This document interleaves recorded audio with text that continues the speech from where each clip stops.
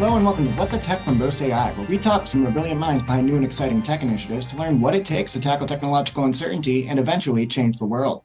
Today, I'm thrilled to chat with our friend and partner, Ekin Ober, co-founder and CEO of myconverso. Ekin and her team have created an AI-powered assistant for enhancing workplace productivity.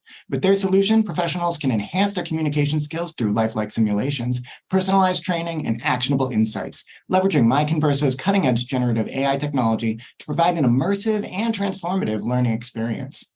Along with developing an incredibly powerful solution, Ekin and her team are also amazing partners in the Toronto and Canadian tech ecosystem, who we get to say hi to in person recently during our visit to Collision Conference at Boast's Get Shredded Berries Bootcamp event. I'll leave it to Ekin to comment about how we all fared during our workout and to dive deeper into the innovation driving the team over at myconverso. Without further ado, welcome to the show, Ekin. Hi, Paul. It's great being here. Great seeing you. And I love that you brought up Get Shredded event at Berries. I honestly became addicted. So I don't know if you've been to Berries. I don't know if it's in Boston. Is there one in Boston or? There was one in Boston, and it was actually funny. I was talking with some of the other participants there, and they were comparing the energy levels of Toronto versus Boston versus Sydney, where they have Berries Bootcamp.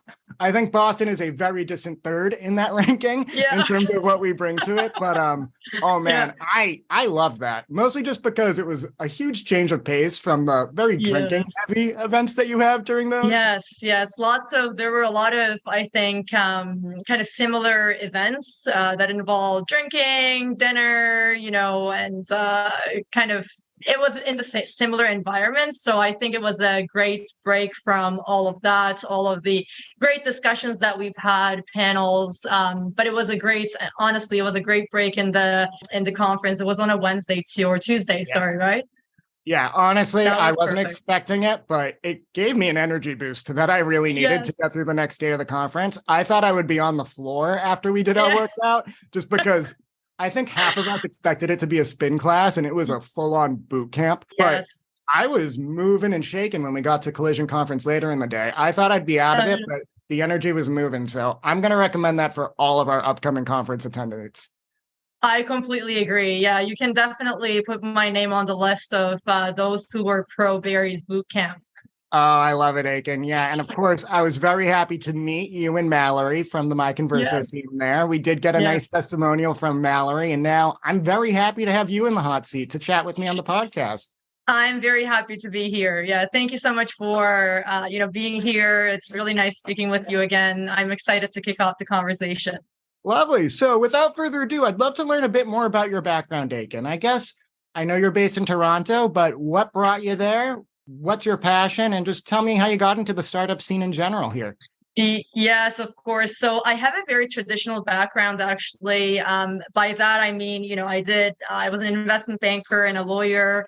I think it's interesting to be in that environment. It's great. It's very, fast paced. There are a lot of high stake conversations that go on, but also a lot of administrative tasks that really fueled the initiation, the launch of myconverso, especially, with generative AI coming in. We figured out that this was a great opportunity for us to launch a company to help people like us who are drowning in admin work, whether they are in financial institutions, whether they are in sales. It was really a great start to that. I think startups like those, like investment banks and law firms, it is high energy in a different way. It's definitely long hours, but it's a lot of passion involved in building a startup. So we're definitely passionate about productivity, and we want to help professionals and organizations become more productive, streamline their work, and again, focus on the valuable aspects of their work, which is, the core, the knowledge aspect of it, and where they bring in that added value rather than, drafting pitch decks and drafting reports and doing more of that admin work. Yeah, that is so important. Actually, I know that you mentioned other verticals, but even in marketing, I saw such an immediate use case for how myconverso could help me out. As you know, we're a pretty scrappy marketing team over here. Yes. We're producing this podcast in-house. We're doing all of our marketing in-house. And when Mallory was just giving me the rundown of some of the capabilities, and I took your beta survey, it would make my life a lot easier in just coordinating a lot of the stuff here. So that was just very proof in action. I can vouch. Yeah, that's honestly awesome to hear because we actually got to know about Boast through LinkedIn posts and your marketing activities. But I can only imagine how much time it involves to draft those posts, being able to prepare for a podcast even. So it's definitely a lot of heavy lifting there, and it's more of the admin work, right? Rather than the part that really engages you, which is connecting with people and making sure that you're getting in front of a lot of founders, talking about both understanding their business. So I think there's a lot of value in marketing and kind of putting that automation, a little bit of that automation to that admin work aspect of it to streamline the process. For sure. And I think it speaks very closely to some of the biggest pain points that startups in general feel. I mean, a lot of that admin work can be a huge time suck. It's not the same one-to-one of the service that we offer here at Boast, but the mission is similar in that we want those startups and those founders and those dreamers and entrepreneurs with big ideas to focus on getting those ideas off the ground. Absolutely. Let's take some of the timely admin work off their plates. Yeah. Let's get all the busy stuff that really they shouldn't be bogged down in out of the equation so that they can work on the important stuff. Absolutely. And especially, as a co-founder and CEO, I'm sure that a lot of the co-founders and CEOs of startups experience the same overwhelming schedules. Like we really need to focus on multiple different aspects of the business, and accounting usually falls under that, like finances, accounting. Those are really roles that you can't delegate unless you have an outside accountant and so on. So it becomes really challenging for us to, understand the eligibility requirements. What do we do with our complex structure? So both coming in and doing the heavy lifting there and, explaining to us what are the eligibility requirements are, how does it fit within the structure that we have, which is pretty complex, and maximizing the tax credits is so important. It's kind of like, we spend a lot of time in fundraising, but we are not exploring, if we're not exploring opportunities like the tax credits and maximizing that value, you're really leaving money on the table. So definitely Boast has provided an incredible value to us. That's awesome. We love to hear it. And again, that's why we're so excited that you're a partner of ours and that we're able to help you, because we're all helping businesses do more and we're helping them do it better. So I know you had mentioned the generative AI of it all. Tell us a little bit more about the actual unique innovation that myconverso is bringing to the table, some of the R&D focus of what you've done, and just more about myconverso and what's on the roadmap. Sure. We actually, so we mentioned generative AI. That means that we are using large language models. And what we're very focused on is fine-tuning those models to achieve accurate and reliable outcomes, which is very difficult, especially if you've used ChatGPT and you experience firsthand the hallucinations that it has. There's inaccurate information. So for example, one of the recent cases actually, I believe a lawyer used ChatGPT in a litigation, and it was interesting to see how the court really handled that, because there were a lot of made up cases that was produced by ChatGPT, which is part of the hallucination. So it's very difficult to prompt engineer around that. If you don't really have the expertise, it becomes really difficult for you to get that accurate data and information. So we're very focused on, again, fine tuning. And we used real world data, which really makes us unique because, we have those two solutions. One of them is very much focused on meeting preparation and emails, but the other one is focused on relieving that administrative workflow that a lot of organizations are in a way drowning in, right? So in a way, being able to get that proprietary data that the organizations have, feeding it into the model and producing those accurate and reliable outcomes like your pitch decks, like your reports, ESG reports, sustainability reports, and being able to use this solution as your assistant who's been with the company for many years since its inception. It's pretty powerful. But again, it really needs to be developed and built properly. It definitely needs to be handled with care. So that's our innovation and the unique aspect of the platform. Absolutely. We were having a conversation actually with individual who works at Volta, which is an accelerator based out of Halifax, actually. And they were talking about how, yeah, AI is everywhere. You're seeing it applied to everything, at least in name. And the dangers of generative AI they're pretty much in the headlines. Folks are aware of that, but there is some very, very, very material value coming out of that in the startup space with folks like you guys who are making some very specific use cases for the generative AI model. Like you said, making it so that that is your assistant that has the specific background of your company from the past few years. It's not a stranger who's hallucinating when they're trying to get things done for you. Yeah. Exactly. You got it. Yeah. And so now I know we did talk about Boast a little bit already, but I'd love to know again, how did you hear about Boast? I guess, how did you hear about R&D tax credits in SRED in general? Honestly, R&D tax credits, we learned about through Boast's LinkedIn posts, if you can believe that. So I have lots of friends who are, founders, or some friends in San Francisco. Everyone was following Boast. So when that happens, obviously you get some of the posts that they share.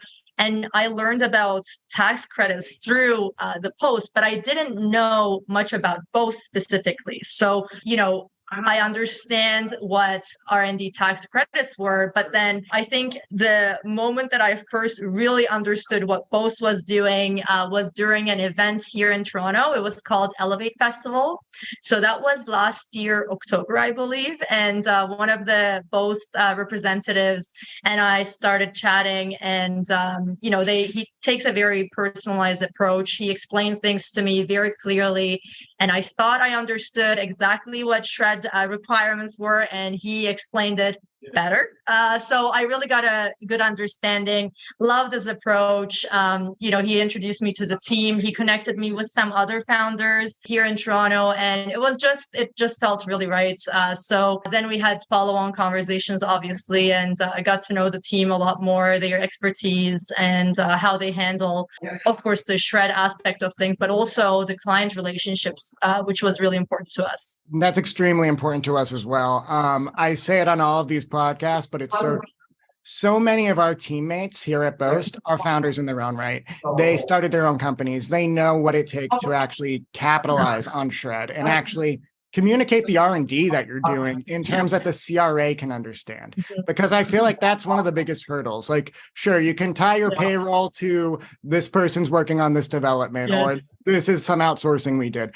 It's much more than that. You really need to communicate that technological advancement, that systematic investigation. Happy to know that we found our sweet spot and that we were able to really help you guys out. And again, give that founder white glove service that I think is very unique about what we do here at Boast. Absolutely. And I completely agree.